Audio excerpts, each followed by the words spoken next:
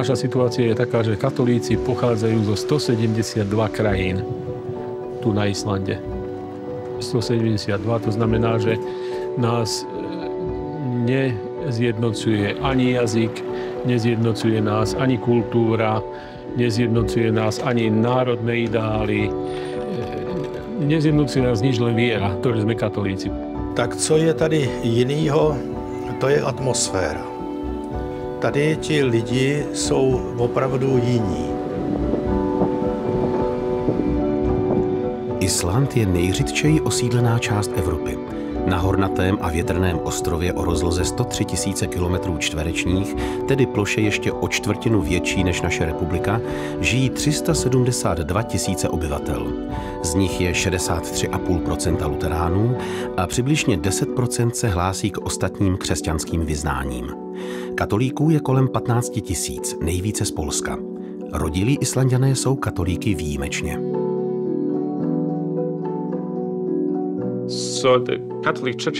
Katolická církev na Islandu je velmi specifická, protože zde více než 95% katolíků jsou cizinci pocházející z různých zemí, hlavně z Polska, Litvy, Portugalska či Filipín. Tato směs je skutečně katolická, ale pro nás vytváří určité výzvy, protože máme mnoho národnostních skupin, které mluví různými jazyky.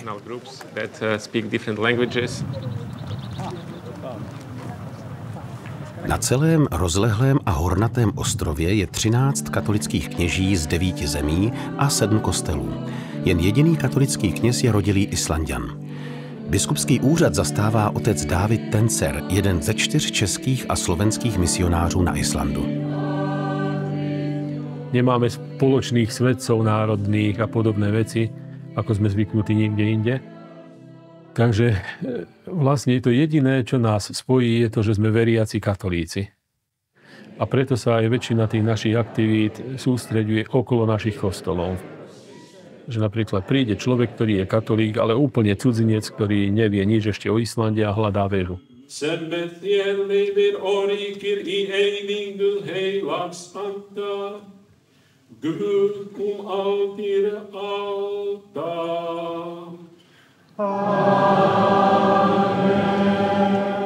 Po svätej omši sa predstaví kňazovi a povie napríklad, že ja som z Vietnamu a som tu nový úplne a ten kňaz už vie, čo treba robiť. Už vie, že mu treba povedať, výborne, nech sa páči, poď sem. A teraz mu vysvetlí, že ako to tu všetko funguje. Vysvetlí mu, čo mu vieme my ako katolíci ponúknuť. A tí ľudia väčšinou už potom ostanú ako blízko toho spoločenstva. Napríklad vo väčšine prípadov aj nájdu nejakých iných ľudí z jeho kraja a ten kontakt sa už potom rozširuje. Takže vlastne tá katolícka cirkev toho človeka nejakým spôsobom uvedie aj do tej spoločnosti miestnej tu na Islande.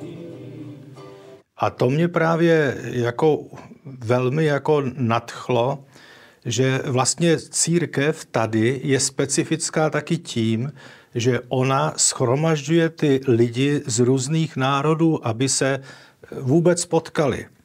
Kdyby tady nebyla ta možnost, kdyby tady nebyla katolická církev, tak ty lidi vlastně se prakticky vůbec nesetkají. Jeden bude tamhle pracovat, jeden tamhle, ale jak v neděli přijdou do kostela, tak oni potom jdou na kafe nebo na čaj, sedí, to už vidíte, prostě u toho stolu jsou tamhle někde z Ghany, tamhle jsou prostě Španělé, tamhle jsou prostě Portugalci, každý si mluví svým jazykem u toho stolu, ale prostě vidíte, co to je národností, které se tady díky vlastně katolické církvi jako můžou setkávat. Že?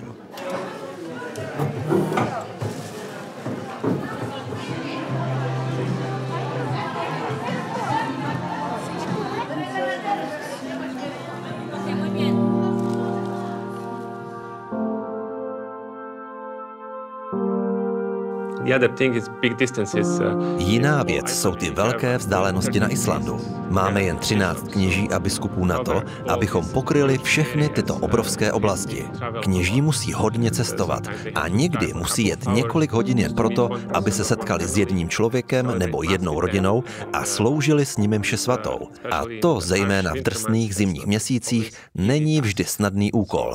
Některé z těch farností pokrývají 400 až 750 kilometrů pobřeží na jihu, na východě, na severu. Takže je to pro církev na Islandu velká výzva.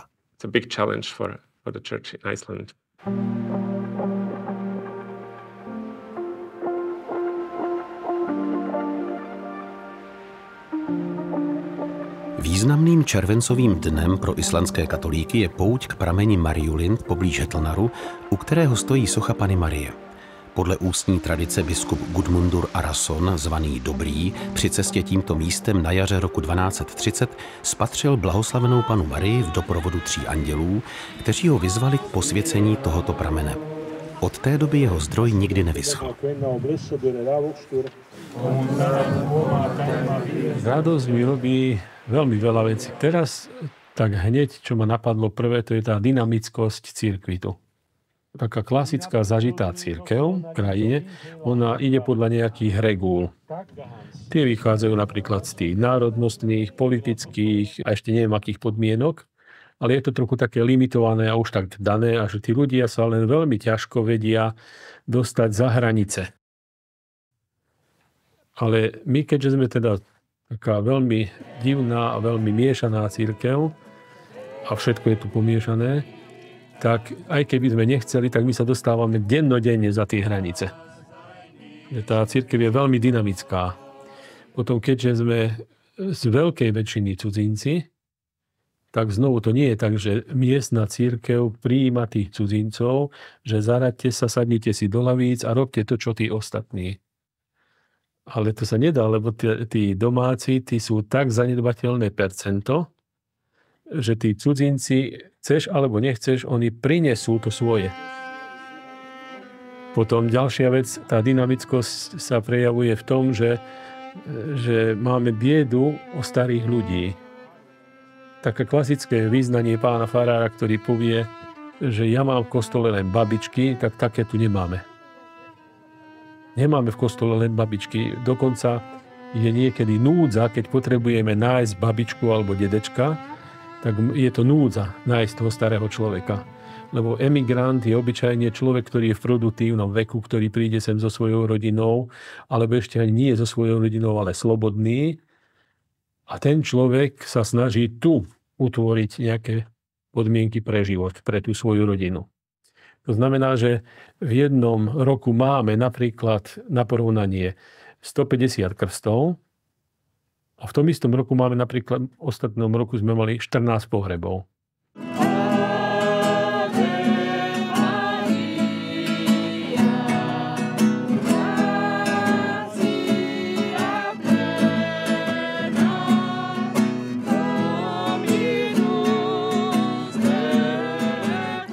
Jak spolu vycházejí katolická a většinová luteránská církev na ostrově? Tak Pán Boh zaplať, máme veľmi dobré vzťahy, nadštandardné vzťahy. Čo sa týka tej teologickej úrovne, tam sa veľmi netrápime, lebo oni sú príliš vzdialení, aby sme nejakým spôsobom sa dohadovali na nejakých teologických riešeniach. Ale v čom máme blízko a v čom sa vieme veľmi dobre, tak to sú tie osobné vzťahy. Napríklad, že osobne sa priateľím s pani biskupkou Agneškou. Alebo poznám sa s niekoľkými luteránskymi farármi a tak dobre, že chodím ja na kávu, alebo oni prídu na kávu. A nie je to ten ekumenický background, ale je to skôr o tom osobnom, o tom priateľstve. Takže na tejto rovine priateľskej tam sú veľmi dobre. A potom samozrejme, že sú aj také tie konfesijné stretnutia oficiálne, napríklad, že od 18. do 25. januára sa modlíme spoločne, samozrejme sme ako bratia a potom sa znovu vrátime k tej káve. Takže tie formálne stretávania sú tiež, ale vidím ako užitočnejšie a dôležitejšie tie neformálne stretnutia. Otec Dávid Tencer přišel na Island v roce 2004 jako zakladatel kapucínské misie na tomto ostrově. Později přibyli další 2 bratři kapucíni. Ja som bol predtým diecézny kňaz, potom som vstúpil ku kapucínom už ako kňaz, už som bol farárom. No a potom som sa pýtal na misie, tak som sa dostal sem a tu po niekoľkých rokoch pôsobenia misijného som bol menovaný za biskupa. A tá biskupská vysviacka je vlastne plnosť kňazstva, tak preto som veľmi vďačný Pánu Bohu aj Svätému Otcovi za tú nomináciu, ale nežiada to odo mňa nejaké veľké zmeny. Takže nie je tam nejaké diametrálne rozdelenie, že nejaká taká schizofrénia, že som síce pobožný, kapucín, chudobný, biedný, úbohý, ale v tom istom čase som biskup. Nie. Akože to sú veci, ktoré koexistujú úplne normálne.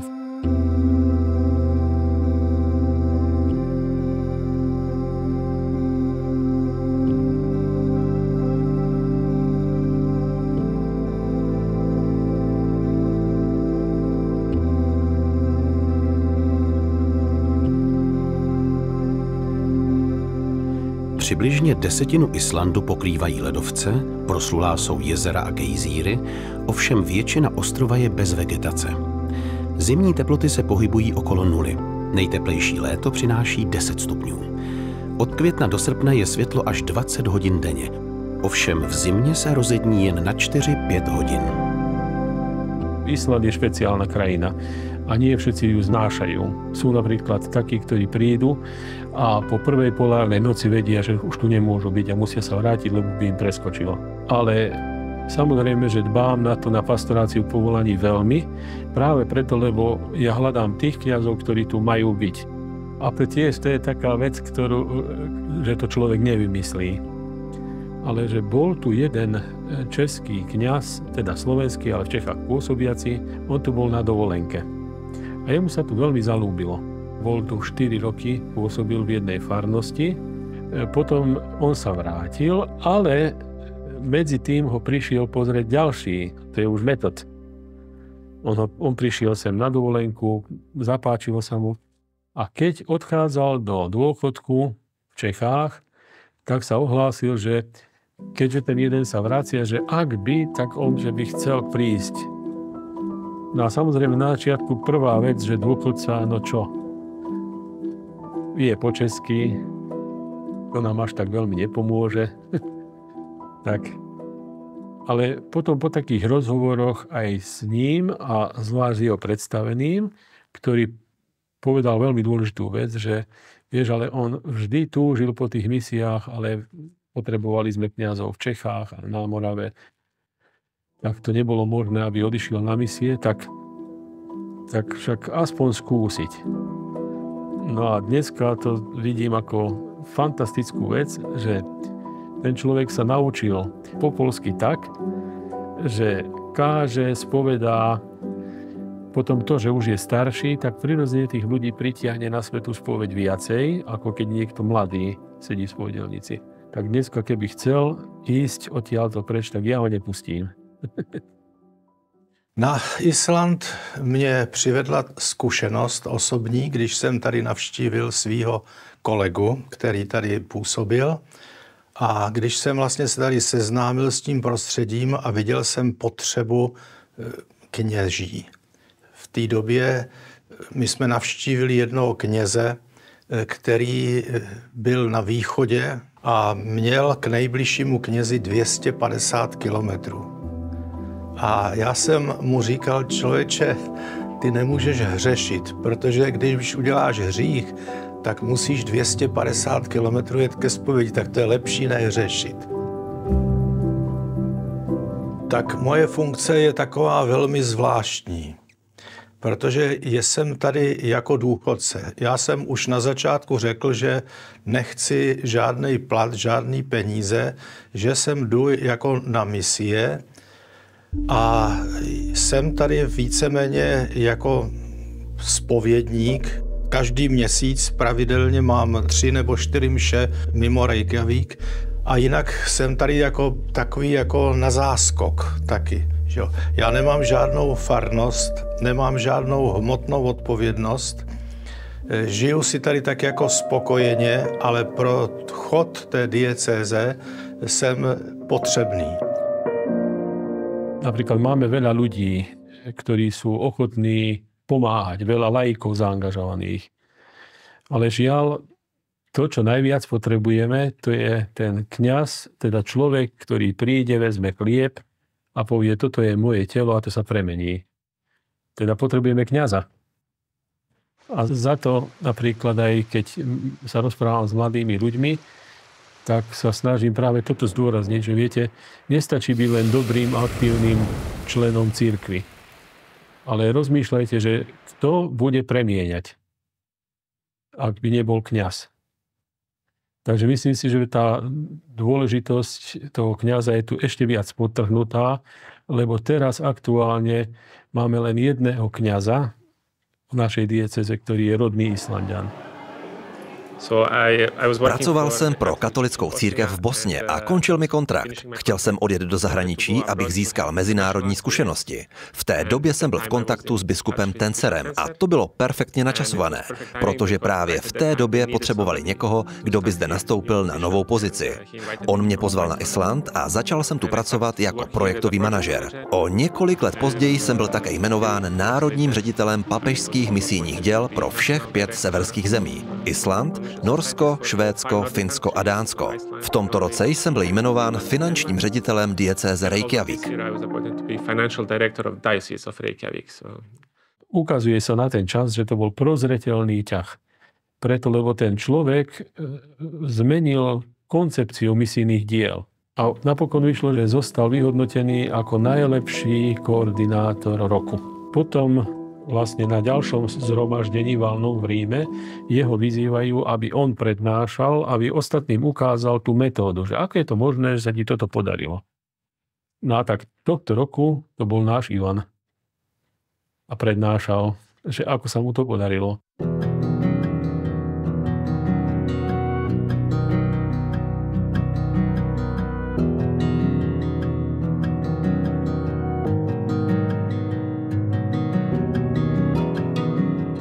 V roce 2017 byl vysvěcen nový katolický kostel svatého Torlaka na východě Islandu v Reyðarfjörður. Jeho výstavbu ale začali bratři kapucíni ve slovenské obci Hriňová. Reyðarfjörður, to abyste věděli, tak to je tady. Ano. A my jsme tady. Takže na druhé straně. Takže letadlem je to necelá hodina a autem je to zhruba 12 hodín. To začalo z takej núdze. Keď som bol farárom na východe v Reyðarfjörður, tak samozrejme, že keďže sme mali len v dome, kde sme bývali, takú malinkú kaplnku, no a tá kaplnka už nestačila, tak sme rozmýšľali, že ako by sme prišli čo najjednoduchším spôsobom k nejakému kostolu. A vtedy prišiel dobrý človek, ktorý povedal, že vieš čo, postavte drevený kostol, ja vám dám drevo. No tak už potom sme sa začali tým zaoberať a potom sme našli ďalších dobrých ľudí, ktorí povedali, my to tam vybudujeme. Alebo nie tam, ale na Slovensku to vybudujeme, ten kostol.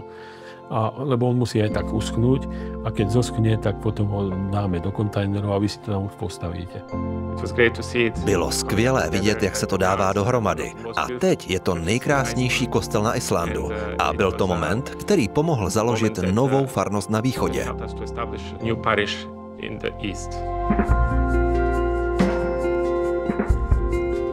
Nikto nevedel na začiatku, ako to bude pokračovať, ale to už potom tak naväzovalo jedno na druhé a vlastne výsledok toho Božieho riadenia, tej dobroty ľudskej a usilovnosti je, že dneska ten kostol tam stojí. A ja som mal milosť od Pána Boha, že som mohol byť na začiatku, ten, ktorý dohadoval základné veci. A v čase toho budovania kostola, tak som sa stal biskupom, tak som vlastne mal druhú milosť, že ja som ho mohol ten kostol aj posvietiť potom.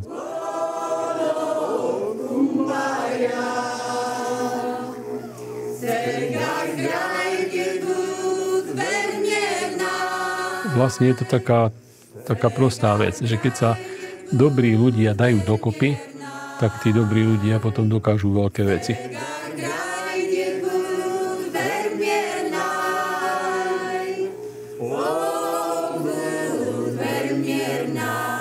Čo by som chcel, to je, že znovu organizovať nejaké neformálne stretnutia, tam, kde vieme byť prítomní. Napríklad, polícia nám dala ponuku, že poďte rozprávať na stretnutie, napríklad, čo ja viem, s nejakou skupinou, o ktorú sa oni zaujímajú, napríklad mládež, ktorá droguje. Máme kňazov, ktorí majú aj svoje špecializácie. Napríklad ten jeden kňaz je zodpovedný za to, aby vytvoril nejakú sieť informácií medzi väznicami. Ďalší napríklad pracuje v takej medzinárodnej sieti, volá sa to Santa Marta Group, a tá medzinárodná sieť, ona bojuje proti obchodu s ľuďmi. Samozrejme, že sa tým myslí napríklad prostitúcia alebo pedofília a podobné veci. Ale v konečnom dôsledku sú to aj také jednoduché veci. Napríklad, že robotník sa cez nejakú agentúru dostane na Island a napríklad mu neplatia toľko, koľko majú, lebo ten majiteľ jednoducho vie, že to je cudzinec a že ten si tu nemá šancu nejakým spôsobom zjednať právo. Toto sú také veci, kde cirkev má byť prítomná, môže byť prítomná a kde je to aj veľmi užitočné a to už je za tými múrami kostola. To už nie je o evanjeliu, o tom, ako Pán Ježiš išiel a zázračne vytiahli sieť plnú rýb, ale to je o tom evanjeliu v konkrétnom živote.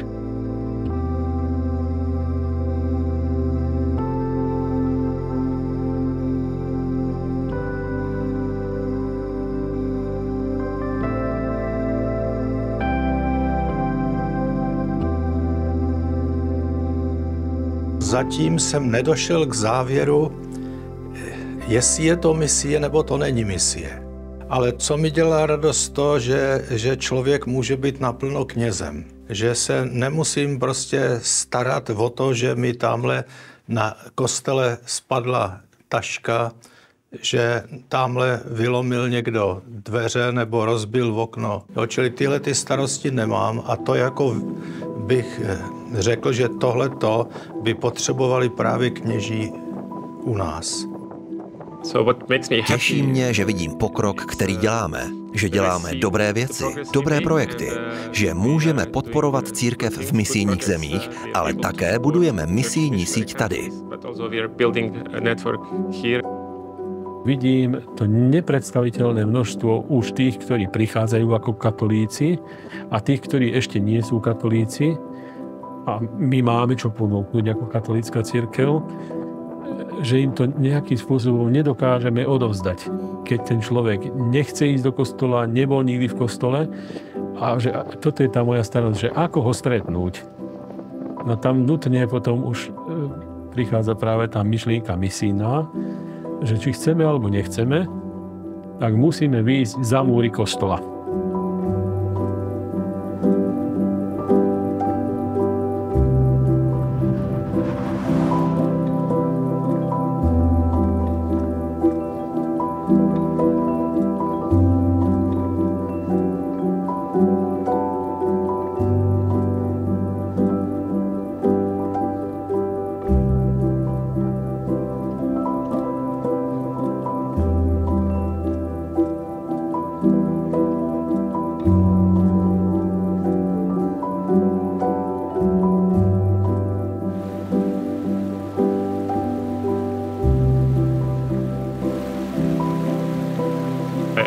Island se mi moc líbí, je nádherný. Byl to můj sen, když jsem byl malý kluk, dostat se na Island. Jsem tu opravdu šťastný a doufám, že tu zůstanu i nadále.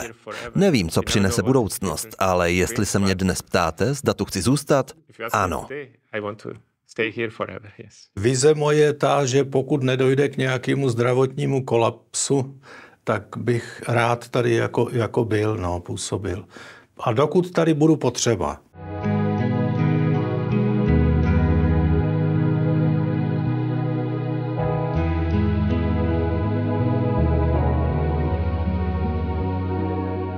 Máš povolanie na Island. Sú tu ľudia, ktorí jednoducho majú tu svoje miesto. A dúfam, že ma priviedlo povolanie misijné, však teda za tým ideme všetci. tak dúfam, že to bol Pán Boh.